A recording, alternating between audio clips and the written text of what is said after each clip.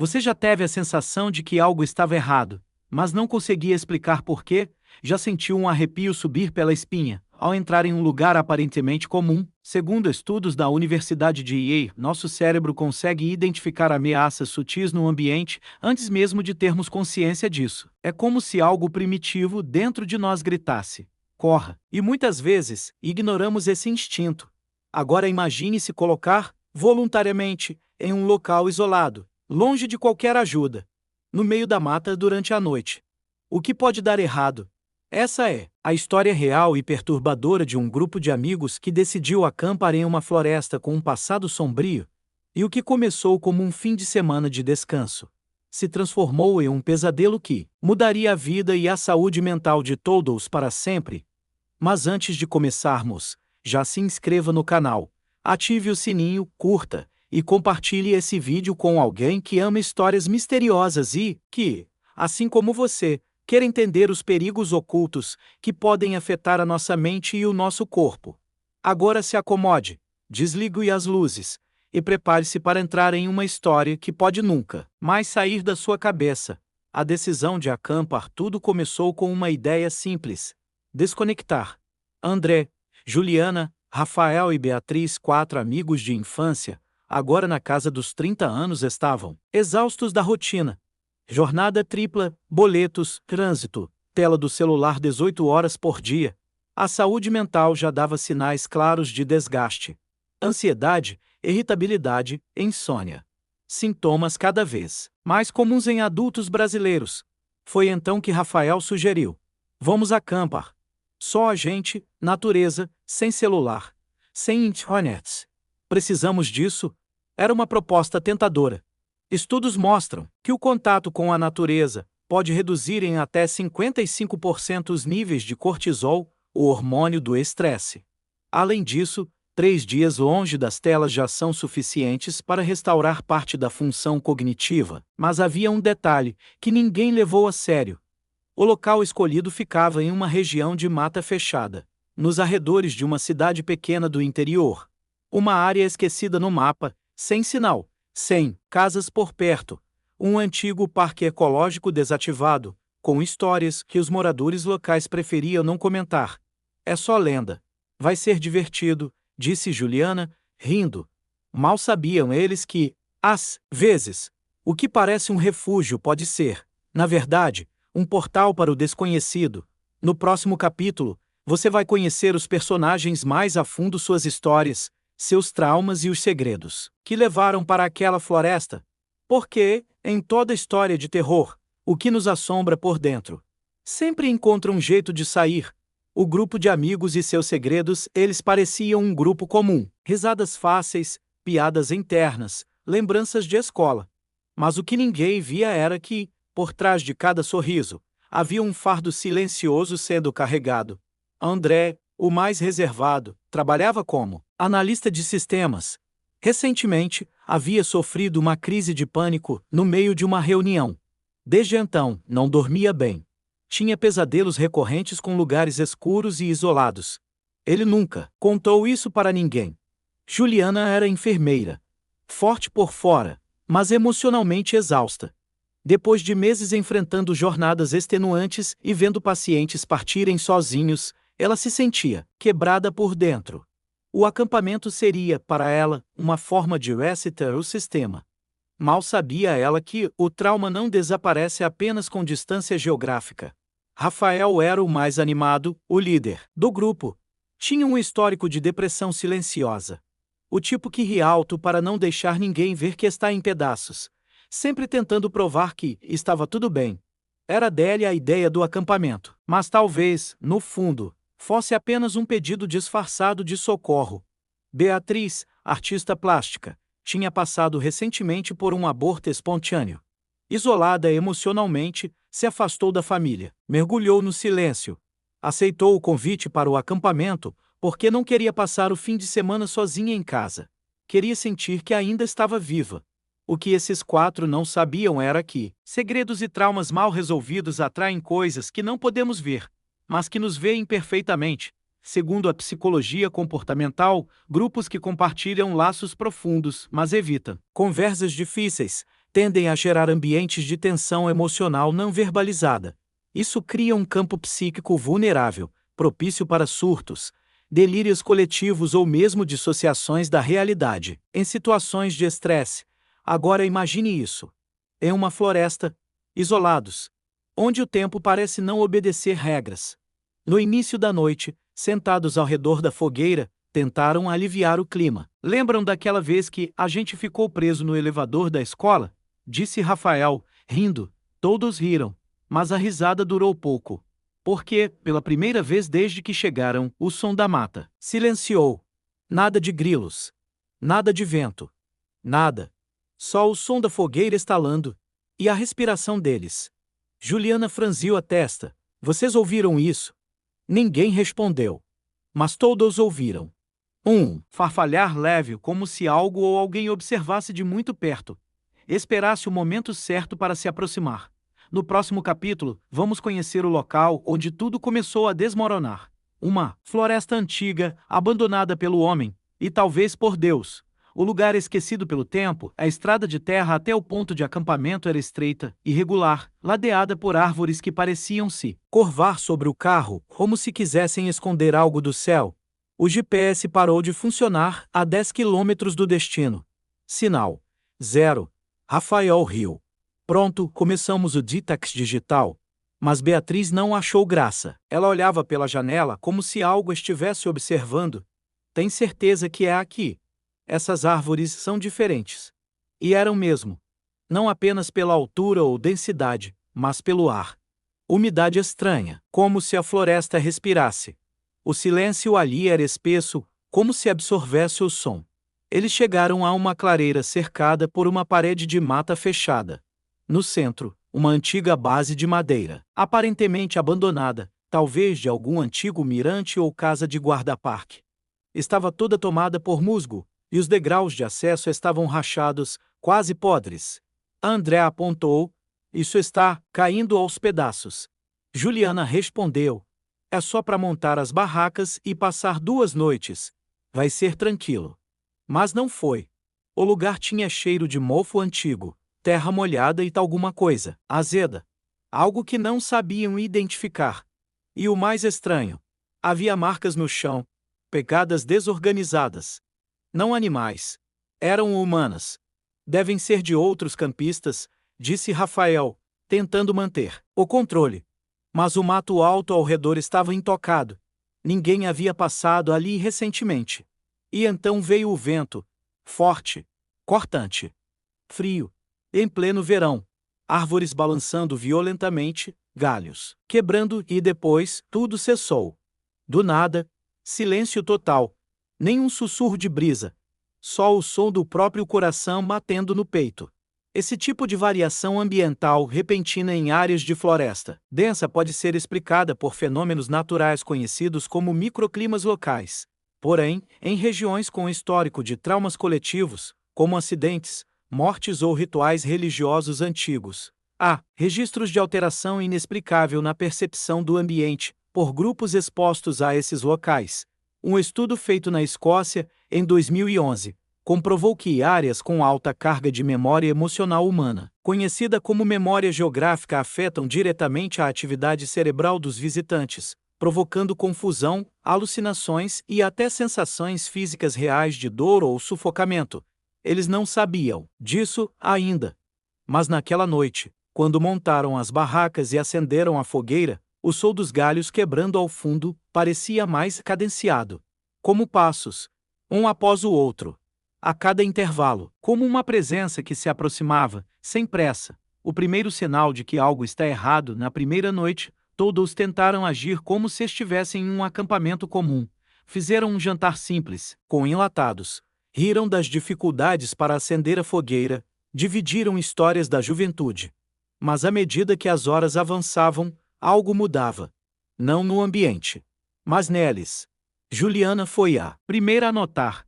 Tem algo errado com o tempo. Ela apontou para o céu. Estava completamente escuro. Sem lua, sem estrelas. Como se tivessem acampado dentro de um buraco negro. Rafael, brincando. Estamos no Triângulo das Bermudas rural. Mas a piada não tirou atenção. Porque os relógios deles pararam. Todos, ao mesmo tempo. 22h17. Fixos. Celulares sem sinal e agora sem funcionalidade básica. André tentou reiniciar o próprio telefone. Nada. Apagado. Pode ser o frio, disse Beatriz, tremendo. Mas não estava tão frio assim. E os aparelhos não estavam congelados, apenas mortos. Decidiram entrar nas barracas. Era tarde, estavam cansados. O silêncio da mata era absoluto. Até que veio o som. Um assobio fino, contínuo e familiar. André se sentou dentro da barraca, estava paralisado. A melodia era a mesma que sua avó cantarolava quando ele era criança. Uma música de Nárnia, esquecida por anos. E agora alguém a assobiava. Do lado de fora da barraca. Rafael! É você! Nada. O som parou. Segundos depois, escutou passos. 3, 4, 5. Passando ao lado da barraca, arranhando levemente a lona como se algo estivesse deslizando as unhas por fora. Ele segurou a respiração. E então, silêncio. Na manhã seguinte, ele não contou nada. Achou que podia ter sonhado. Até ver Juliana com os olhos inchados, o rosto pálido. Sonhei com a minha mãe me chamando do lado de fora. Ela disse. Mas minha mãe morreu em 2009. A tensão entre eles ficou visível. Ninguém sabia o que dizer. Beatriz tentou mudar de assunto. Talvez seja o lugar mexendo com a gente. A falta de sinal, o cansaço. Mas todos sentiam. Algo estava fora de lugar. As mochilas estavam reviradas, como se alguém tivesse aberto e remexido nelas, e havia pegadas ao redor das barracas. Novas, maiores, estranhas. Eram como pés humanos, mas muito longos, com 3 dedos. O pavor ainda estava em semente, mas já germinava. E dali em diante, o grupo jamais conseguiria dormir em paz. No próximo capítulo, entraremos nos pesadelos compartilhados que tomaram conta da segunda noite e o que isso revela sobre a mente. E sobre algo que não deveria estar ali. Pesadelos coletivos na primeira noite. Na segunda noite, o grupo decidiu ir dormir mais cedo. O dia tinha sido pesado e ninguém queria comentar os estranhos acontecimentos da véspera. O silêncio entre eles já não era mais de paz. Era o tipo de silêncio que precede um colapso. Mas o verdadeiro terror ainda estava por vir. Às 2h13 da madrugada, Juliana acordou suando frio. Ela estava no meio da floresta, sozinha. Chamava pelos amigos, mas a voz não saía. De repente, ouviu um som atrás dela.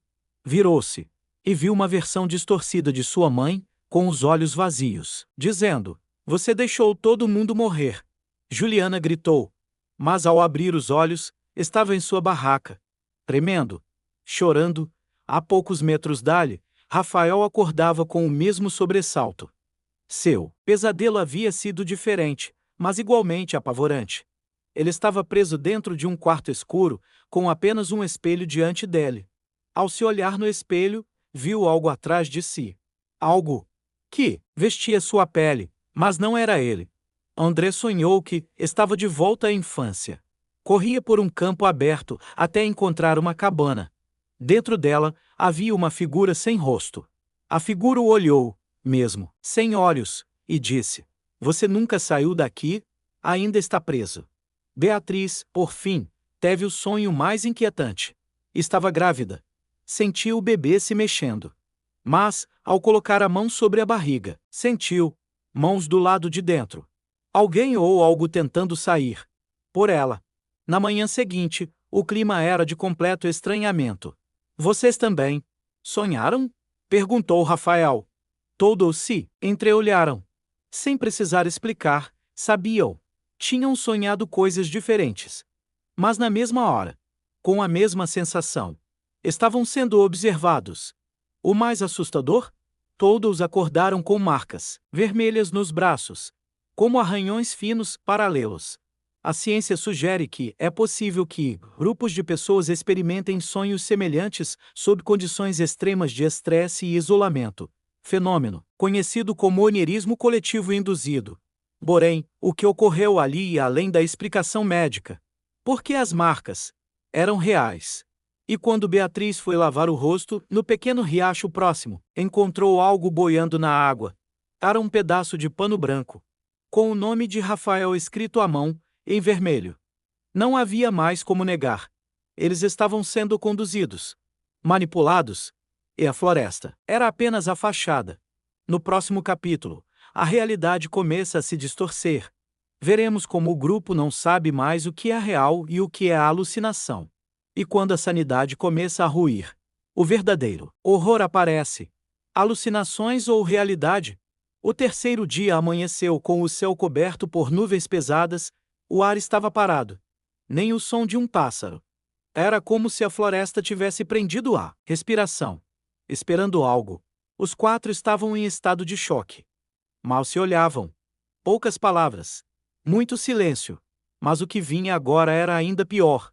Enquanto Rafael caminhava sozinho até a borda da mata para procurar sinal no celular, ouviu um barulho vindo de trás de um tronco caído. Beatriz? Chamou. Silêncio. Ele se aproximou, lentamente, e viu a si mesmo, parado ali, em pé, olhando diretamente para ele. Mesma roupa, mesmo rosto. Mas o outro Rafael tinha os olhos completamente negros. E um leve sorriso, frio e vazio. Rafael caiu para trás. Quando piscou, a figura havia desaparecido. Correu de volta para o acampamento, gritando. Os outros se assustaram. Juliana tentou segurá-lo. Calma, o que foi? Eu me vi ali. Eu juro. Beatriz murmurou. Eu também vi. Todos olharam para ela. Ela estava pálida, suando frio. Eu vi você, Juliana, entrando na minha barraca ontem à noite. Você sentou ao meu lado e disse que não era você. Que algo estava dentro de você. Juliana recuou, chocada. Eu fui na sua barraca. André permaneceu calado por um momento. Até confessar. Vocês todos estavam no meu sonho ontem. Mas não eram vocês. Tinham vozes diferentes. Corpos errados. A paranoia se instalou. Será que estavam sendo afetados por algo natural?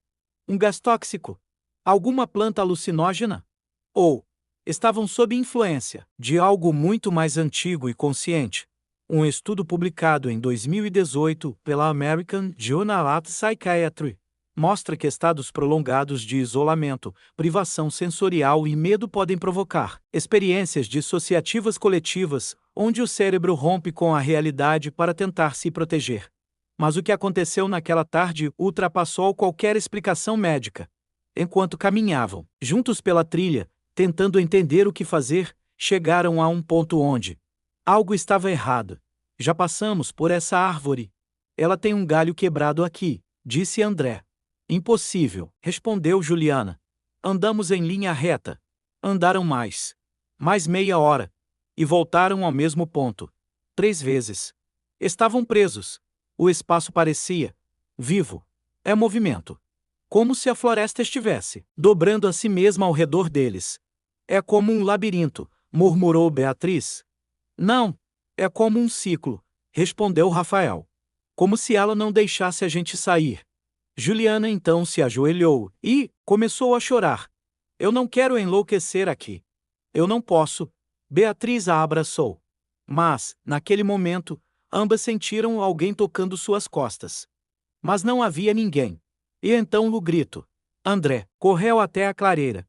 E o que viu o paralisou completamente. Uma das barracas havia desaparecido. Não havia rastro, nem marca no chão, como se nunca tivesse existido. No próximo capítulo, alguém desaparece. E o medo finalmente se transforma em pânico real.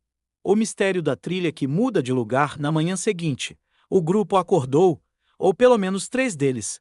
Beatriz não estava mais lá. Sua barraca estava intacta. A mochila ainda no mesmo lugar. Mas a bolsa de dormir estava vazia. E em seu lugar, havia um objeto estranho. Uma pequena escultura feita com galhos e ossos de pássaro. Era um símbolo. Algo primitivo. Algo ritualístico. Juliana entrou em choque. Rafael gritava o nome de Beatriz para dentro da floresta, correndo em círculos. André não conseguia tirar os olhos da escultura. Isso não estava aqui antes. Isso foi deixado. E foi ali que o medo deixou de ser psicológico e se tornou físico. Decidiram sair imediatamente. Juntaram o que podiam, tentaram seguir o caminho de volta. Andaram por mais de 2 horas. A floresta parecia a mesma em todas as direções. E pior, a trilha sumia diante deles. Literalmente. Olhavam para frente e viam uma abertura. Quando davam alguns passos, era como se a vegetação tivesse se fechado por trás. Olhavam para trás. A trilha por onde vieram não estava mais lá. Juliana caiu de joelhos. É impossível. Isso é impossível. Isso é impossível. Rafael subiu em uma pedra alta para tentar ver alguma saída. Lá de cima, viu a clareira onde estavam acampando. Não pode ser. Isso está errado. Eles tinham caminhado em linha reta por 2 horas, mas estavam exatamente onde começaram. André tentou usar uma bússola analógica que trouxe no chaveiro. A agulha girava em círculos, sem parar. Tem algo interferindo com tudo aqui, disse ele. Com o tempo, com o espaço, com a gente. Na ciência, existe um fenômeno raro chamado de desorientação geográfica sensorial, onde o cérebro humano perde a noção de direção quando privado de referências visuais claras, como o céu, o sol ou sons constantes. Mas ali havia algo além disso. A floresta não era só confusa, ela era intencionalmente desorientadora. Começaram a marcar árvores com faixas de tecido e pedras no chão. 10 minutos depois, passaram pela mesma árvore com a marca. É como se a gente estivesse sendo testado ou caçado, disse Rafael. Juliana, em desespero, começou a andar mais rápido. André tentou segurá-la. Calma. Não se separe. Ela se soltou. E então, ouviu-se o som. Não um grito, mas um choro. Beatriz. Juliana correu atrás.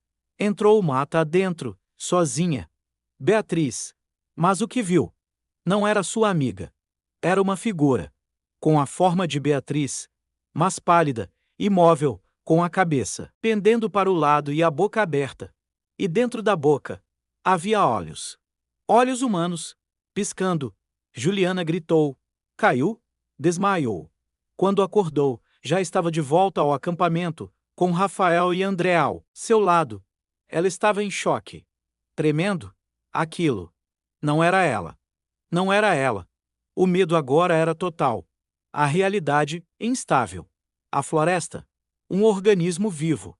E então, naquela mesma noite, ouviram novamente o assobio.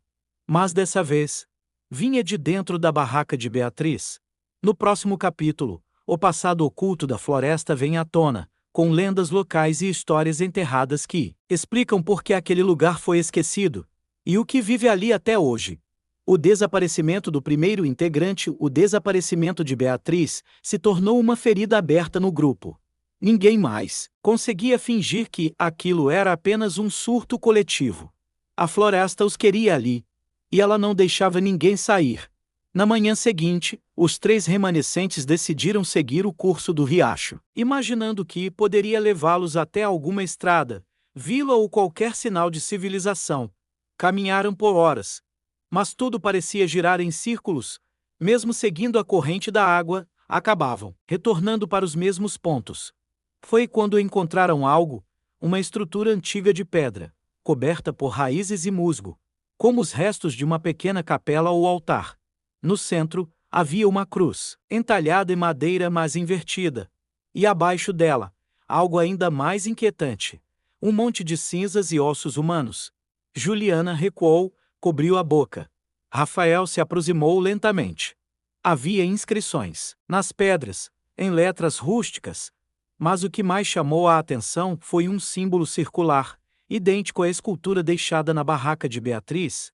André pegou o celular mesmo desligado, apenas para tentar registrar a imagem. Mas quando apontou a câmera, a tela tremeluziu. E por uma fração de segundo apareceu uma figura. Alta, esquelética. Sem olhos. Com um manto de folhas secas cobrindo o rosto. E atrás dela, 4 silhuetas. 4. Ela já tem a Beatriz, disse Juliana, com a voz fraca. Sentaram-se no chão, derrotados. Rafael tentando se agarrar à lógica, disse: Isso, aqui, deve ser algum tipo de ritual antigo. Um lugar de oferenda. Talvez essas histórias tenham base real. Juliana olhou para ele. Você não entende. A gente não tá em uma floresta. A gente tá em um santuário, um lugar de luto, de sacrifício. E foi nesse momento que escutaram um barulho estranho. Alguém chorando. Um som de mulher.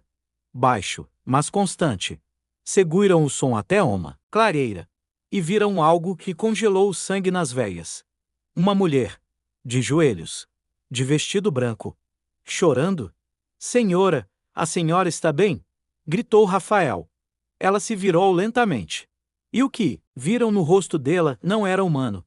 A pele parecia derretida, sem olhos, com a boca estendida de orelha a orelha. Ela apontou para eles. E sussurrou uma única palavra. Voltem. Eles correram. Pânico.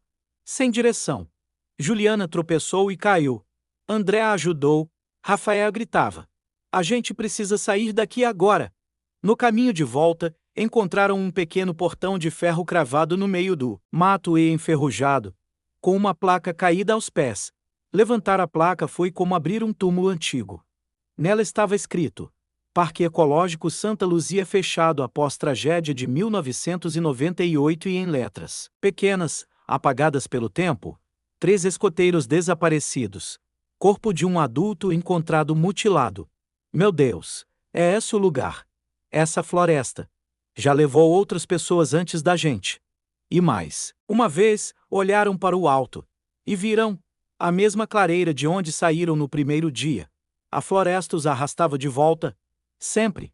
No próximo capítulo, eles descobrem o diário de um antigo sobrevivente, alguém que esteve ali, mas nunca conseguiu escapar completamente. Lendas locais e a verdade oculta da floresta a voltarem para a clareira, exaustos, derrotados, e com os nervos à flor da pele, os 3 sobreviventes perceberam algo diferente. No meio do acampamento, próximo à fogueira apagada, havia um objeto que não estava ali antes. Um caderno de capa dura, encardido, com as pontas roídas por traças. Parecia ter sido enterrado por décadas. Mas estava limpo. Como se alguém tivesse acabado de deixá-lo ali, propositalmente. André foi o primeiro a tocá-lo. Havia uma inscrição em letras tremidas na contracapa. Se você está lendo isso, não pare de andar. Nunca olhe para trás. Eles se entreolharam em silêncio. E começaram a ler. As páginas estavam datadas de abril de 1998, escritas por um homem chamado Padre Miguel L., capelão voluntário de um grupo de escoteiros. O relato descrevia com detalhes assustadores o que eles estavam vivendo agora.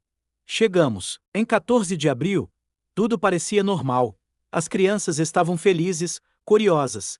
Mas na segunda noite, começaram os pesadelos. Um deles acordou gritando, dizendo que viu os próprios pais mortos andando entre as árvores.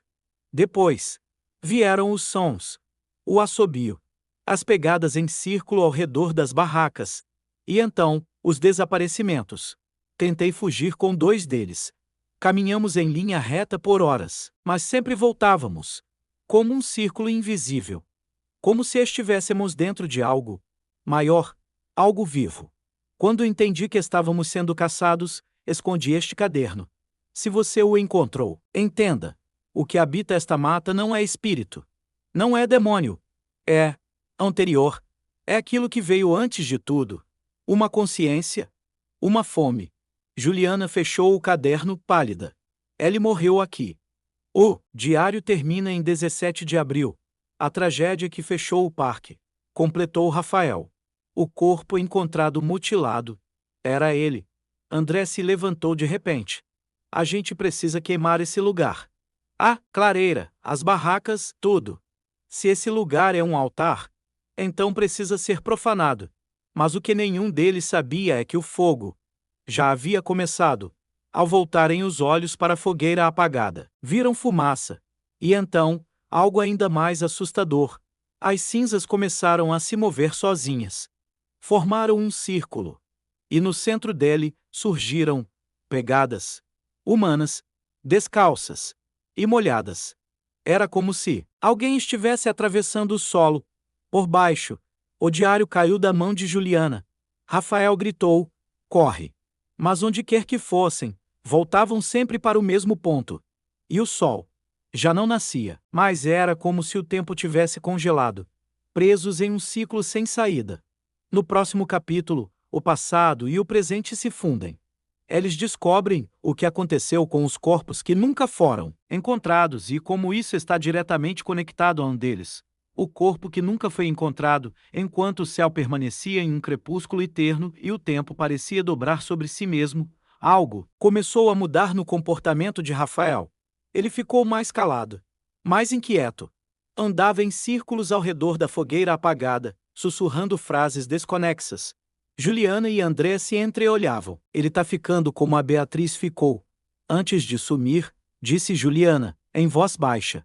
Naquela noite, decidiram ficar acordados por turnos. Juliana sentou-se ao lado de Rafael, tentando conversar. Você lembra da história que lemos no diário, dos escoteiros? Rafael não respondeu. Olhava fixo para o chão. Um dos corpos nunca foi encontrado, ela continuou. Mas o padre escreveu algo que me incomodou. Que esse corpo não foi levado, foi absorvido. Rafael ergueu os olhos e, pela primeira vez em 3 dias, sorriu. Mas não era um sorriso humano. Era vazio, estranho, errado. Talvez o corpo nunca tenha saído da floresta. Talvez ele tenha se tornado parte dela, disse ele, em um tom sereno demais. Juliana recuou lentamente. Rafael, o que você está dizendo? André apareceu correndo, ofegante. Achei uma coisa. Vocês precisam ver isso.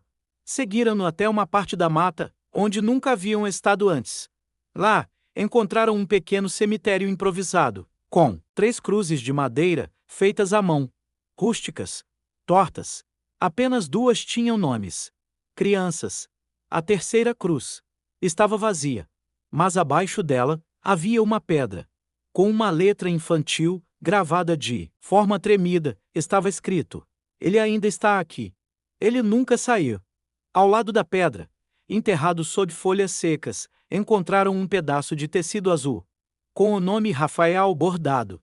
Juliana congelou. Isso não é possível. Rafael não reagiu. Apenas olhava para a cruz. Meu pai acampou aqui quando era criança. Ele nunca falou sobre isso.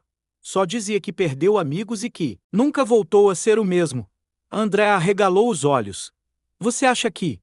E se eu sou o filho do escoteiro desaparecido? O silêncio da floresta foi interrompido por um som agudo, como um grito abafado vindo do fundo da terra. Rafael caiu de joelhos. Começou a cuspir terra. Tanta terra que parecia impossível estar dentro dele. Juliana gritou. André tentou segurá-lo, mas Rafael tremia, chorava e sussurrava. Ela me chamou. Eu ouvi desde pequeno. Ela quer me levar. Ela quer terminar. A conexão estava feita. Rafael era o elo. A floresta o chamou de volta para concluir o ciclo que havia começado com seu pai. No próximo capítulo, a sanidade do grupo se rompe completamente. A paranoia, a culpa e o terror se misturam em uma espiral de caos e nem todos sobreviverão ao que vem a seguir. A paranoia e o colapso psicológico após a revelação de que Rafael poderia ser o filho do escoteiro desaparecido. O grupo ou o que restava dele desmoronou de vez.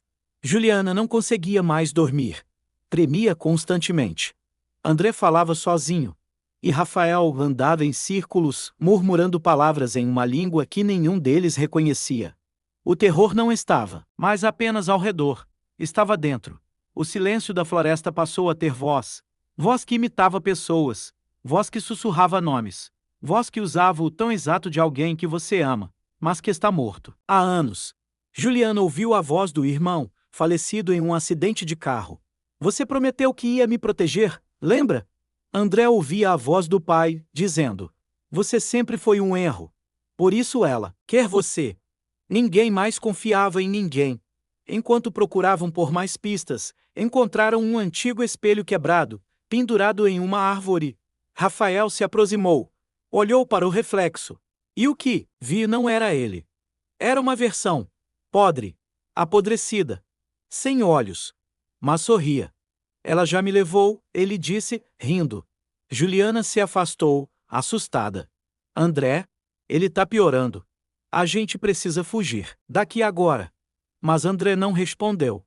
Estava parado, encarando o vazio. Ela me mostrou tudo. Ela sempre esteve aqui. Ela cuida da floresta. Alimenta-se do que esquecemos. Do que enterramos. Ela é feita de luto. Juliana tentou trazê-los de volta à razão. Isso não é real. Essa floresta, ela mexe com a cabeça da gente. Isso é gás, é alucinação. Mas já era tarde.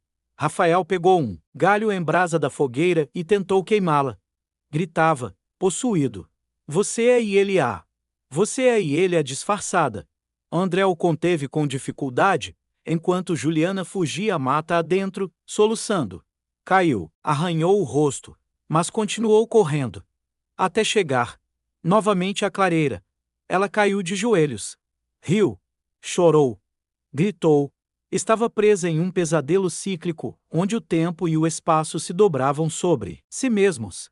Rafael, agora completamente tomado pela loucura, começou a se cortar, dizendo: se eu sair dela, ela sai de mim. André se encolheu, em posição fetal, tapando os ouvidos. Juliana, então viu, ao longe, a silhueta de Beatriz, parada, imóvel, com os olhos completamente negros, e um sussurro escapando de sua boca aberta. Fica com a gente. Juliana desmaiou. O colapso final havia começado. No próximo capítulo, vem a reviravolta mais brutal. Nem todos são quem dizem ser, e o verdadeiro traidor entre eles finalmente se revela. A reviravolta. Nem todos são quem dizem SR. Quando Juliana acordou, estava sozinha. O céu ainda escuro. O vento parado. A fogueira apagada. Tudo estava quieto demais. Ela se levantou, cambaleando, e procurou por Rafael e André. Nada. Até que ouviu uma voz ao longe. FRACA.S, o SSURRAD.J. Era a voz de Beatriz. Mas Beatriz estava morta. Ou pior, tomada. Juliana caminhou lentamente, guiada pela voz. Chegou a um trecho da mata onde as árvores estavam enegrecidas, como se queimadas de dentro para fora. Ali, viu algo que a fez estremecer. André, de pé, de costas para ela. André? Ele se virou. Seus olhos estavam fundos. Olheiras esculturas, pele pálida. J. Ele e a N. Tem algo que você precisa saber. Ela se aproximou com cautela. Onde está o Rafael? Eu vi ele. A floresta o levou. Pausa. Mas? Não, foi por acaso. Foi por mim. Juliana recuou. O quê? André abaixou a cabeça. Eu descobri esse lugar há 2 anos. Vem aqui, quando tentei me suicidar. Mas ela, a floresta, falou comigo. Me poupou, me alimentou. Em troca, eu trouxe eles para cá. Juliana empalideceu. Você, o tempo todo? Ele assentiu, com lágrimas nos olhos. Eu só queria que ela parasse. Que a dor parasse. E ela prometeu. Só precisava de outros. Pessoas marcadas. Feridas por dentro. Juliana sentiu o mundo girar. A Beatriz. O Rafael. Você os entregou. Ela escolheu. Eu só facilitei. Nesse momento, uma rajada de vento varreu a clareira. O primeiro movimento do ar em dias. Como um suspiro de alívio da própria floresta. Juliana se virou para correr, mas André assegurou: não adianta. Você não sai daqui. Ninguém sai. Você é a última? Ela gritou. Lançou uma pedra contra ele. Correu sem direção. A floresta parecia mudar ao seu redor, como se abrisse caminhos apenas para fechá-los. Segundos depois, até que encontrou algo inesperado. O celular de Rafael. A tela quebrada, mas ainda acesa. Gravando, ela deu play. E o que viu congelou sua alma. O vídeo mostrava Rafael escondido, atrás de uma árvore, filmando André. Ele falava sozinho. Amanhã ela vem buscar a Juliana. Preciso distraí-los hoje. Talvez ela me leve em troca. Talvez eu consiga impedir. Juliana deixou o celular cair. Ele sabia. Ele tentou me salvar e então, passos atrás dela. André, com os olhos cheios de lágrimas. Me perdoa. Mas Juliana já não ouvia. Ela correu. E pela primeira vez, a floresta a deixou passar. Ela não sabia se era uma armadilha ou uma chance real. Mas no fundo, já não importava. No próximo capítulo, a tensão explode em uma corrida desesperada pela sobrevivência, e o horror se torna físico, direto, cruel. Um final começa a se formar, mas quem chegará até ele? A corrida pela sobrevivência. Juliana correu, com os pulmões queimando, os pés afundando na lama e o coração batendo como se fosse explodir. Ela não olhava para trás. Sabia que não devia. Lembrava das palavras no diário do padre. Se você está lendo isso, não pare de andar, nunca olhe para trás. Mas era impossível não ouvir. Os passos, rápidos, irregulares, como se muitas pernas corressem descoordenadas atrás dela. A floresta se abria como se reconhecesse nela algo diferente. Uma chance. Uma fuga. Ou um jogo. De repente, ela caiu. O chão cedeu sob seus pés, revelando uma antiga cova rasa, coberta por folhas e galhos.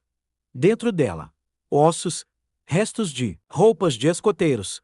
Um colar com uma cruz partida ao meio. O cheiro era insuportável. Juliana se levantou com dificuldade, suja de terra e sangue seco. E então luçou. Um grito inumano, vindo de todas as direções ao mesmo tempo.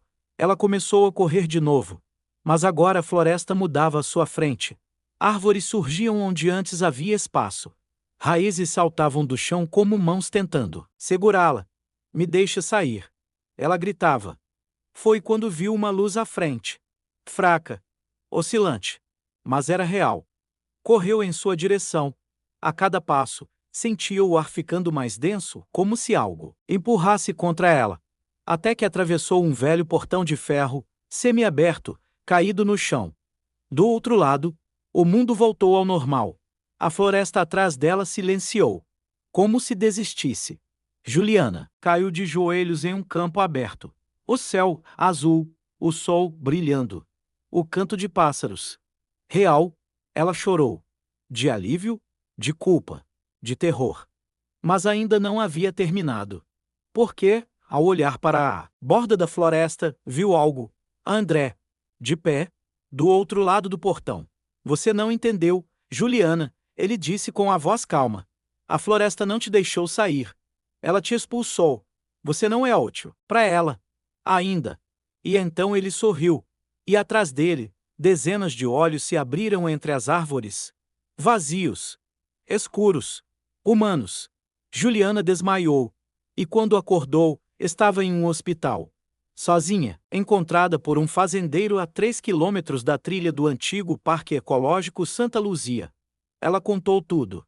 Mas não havia sinais. Não havia clareira. Nem corpos. Nem trilhas. Nem parque. Nada além de mata densa e fechada, como se tudo tivesse sido apagado. No próximo capítulo, o desfecho final. O último sobrevivente, o último registro e as perguntas que ninguém consegue responder. O único sobrevivente e a última gravação. Juliana passou 3 dias internada. Desidratada, em estado de choque, os médicos disseram que ela estava sofrendo de estresse pós-traumático severo. Ela repetia as mesmas palavras. A floresta não esquece. Ela guarda tudo. A polícia vasculhou a área indicada. Helicópteros, cães farejadores, drones. Mas encontraram apenas mata virgem. Nenhum sinal de acampamento. Nenhum vestígio de fogueira, mochila, restos de barracas ou pegadas. Nada. Era como se ninguém além de Juliana tivesse estado ali. Ela foi interrogada várias vezes.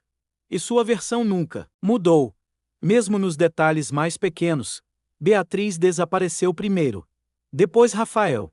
Mas ele tentou me salvar. André entregou todos nós à floresta. Ela fala. Ela sente. Ela quer dor. Os investigadores a consideraram emocionalmente abalada, vítima de uma possível alucinação coletiva. Mas tudo mudou no 5º dia. Um policial civil, analisando satélites e arquivos da antiga administração do parque desativado, encontrou uma imagem térmica estranha captada por um drone militar em 2019 diretamente sobre a área da floresta citada por Juliana. A imagem mostrava 3 fontes de calor humano caminhando em círculo, sem sentido, sem direção, durante 5 horas. E então sumiram. Desapareceram completamente.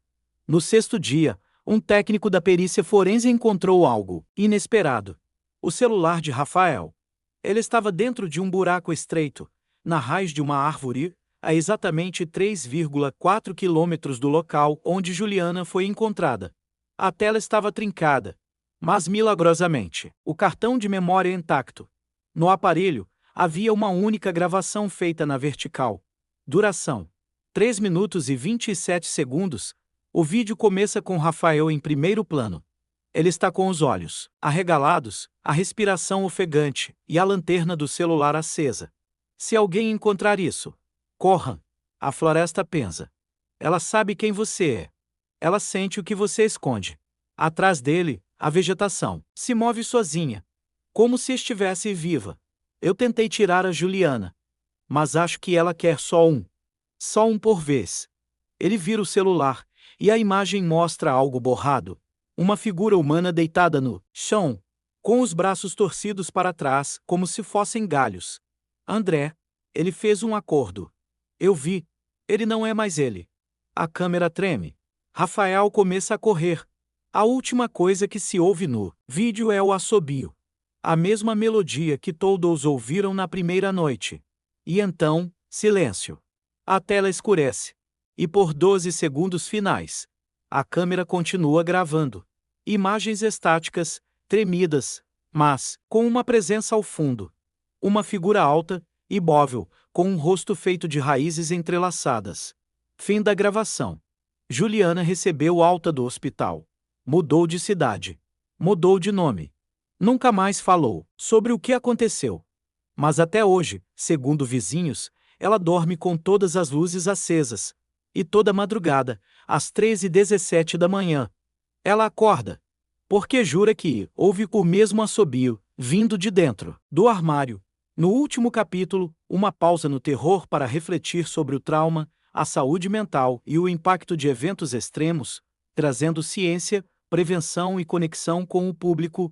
O KUIA. Ciência diz sobre medo, trauma e isolamento. Quando pensamos em histórias de terror, geralmente imaginamos monstros, fantasmas, maldições.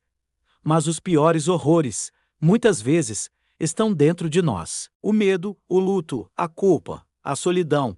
São forças invisíveis que nos perseguem, nos desgastam e nos enfraquecem.